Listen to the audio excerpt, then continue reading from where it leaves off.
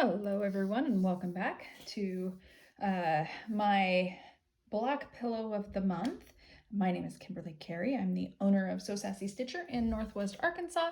I just finished up the Riley Blake bench pillow of the month for December, Trim the Pine. Obviously it's not quilted yet. I just got it put together. I'll show it to you in the full thing in just a minute. So I went through and I cut everything pretty much like it says. There were one or two spots that maybe I, like on the charcoal cutting, I didn't cut as many strips as what they said. The 4.5 with the fabric I did, and then cut from there the 4-inch. But then as I went, if I had extra, I went to the next thing and got the next thing. So I didn't have to cut quite as much off of that. So I had a little bit left over there, which is good because I did make a mistake on it, and I'll tell you what that is in a minute. But pretty much everything else was exactly as it should be. The one thing that I had thought about doing and then didn't end up doing because I didn't make myself a note was on these strips, which is the I for the green, the J for the white, and then this cayenne color is O and N. I had thought about, instead of making them exactly 5.5, I thought about making them like 5 3/4 or 6 inches so that I could square it up and trim it down. Forgot to do that. Wasn't a big deal. It lined up pretty nicely. Sometimes with these smaller pieces, things just get a little wonky or a little off, and so I just like to square things up if I can. But it turned out fine anyway. It wasn't that big of a deal. Everything else cut well. I think all of the measurements and stuff were correct. Let me talk a little bit about how some of this went together. These guys here are flying geese. With the stitch and flip method, it's not my favorite method for doing flying geese, but because I don't have 4 of each of the colors, it didn't make sense to do the Eleanor Burns method to do the flying geese. So again, just being really careful with that stitch and flip and making sure, like when I do my line, I actually go just a needle width or a thread width inside of that line so that when you flip that over, it's actually correct. If you sew directly on that line, you actually lose a little bit in that fold, and so then you don't get that full corner. And so I really have to remind myself on these, because I'm not trimming them up, to do that.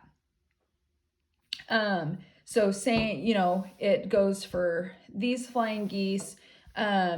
These look like they would, for the star, would also be flying geese, but again, yes, there's 4 of them. However, they're completely different, and so we can't use the Eleanor Burns method. It's just a stitch and flip method for that.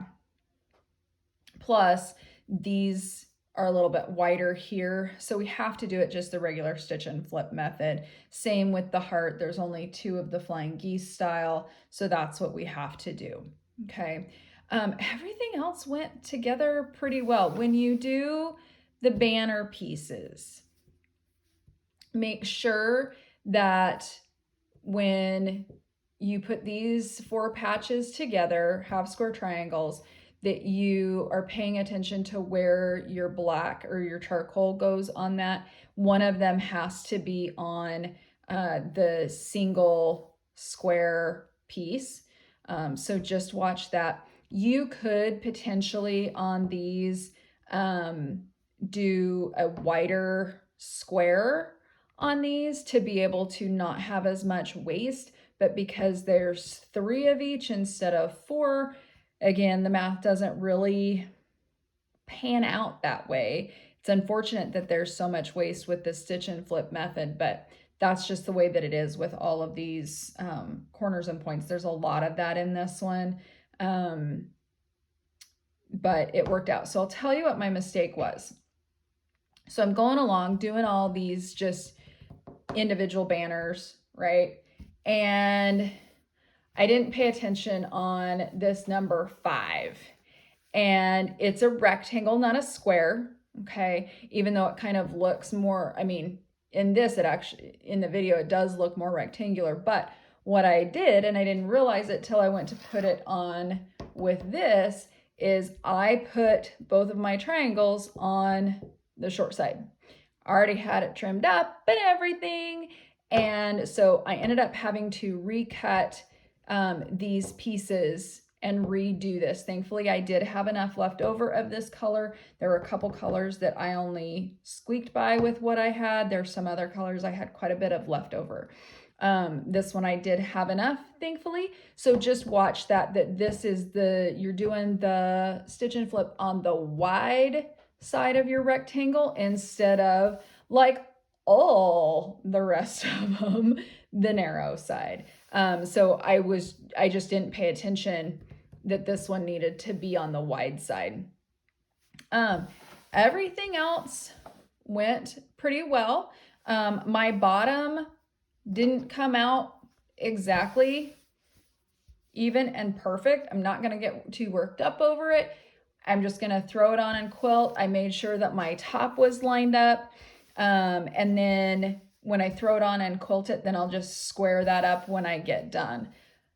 But you can see everything else went just fine. As far as ironing goes, I ironed everything that I could to the simple charcoal on the bigger pieces, and like this piece went towards the simple banners, the empty banners versus the more pieced side. Ironing everything. Oh, on this guy here, I did reverse the direction that this one was going. That's really the only one we needed to worry about, so that this seam right here, when we put these together, these were a snuggle seam, and it was not as bulky to have both of them that way, and then you get this nice crisp point there. Okay, so I flipped that one. Also on these guys, I wanted them to go opposite directions, so that these are going, this one's going this way, this one's going this way, so that it reduces the bulk here in this center. Okay, so just keep that in mind. I do always tend to go to the less bulky, less seamed piece when I iron open. There were 2 places where that kind of went against me a little bit. When I ironed the big pieces together, so I just did it in strips, right?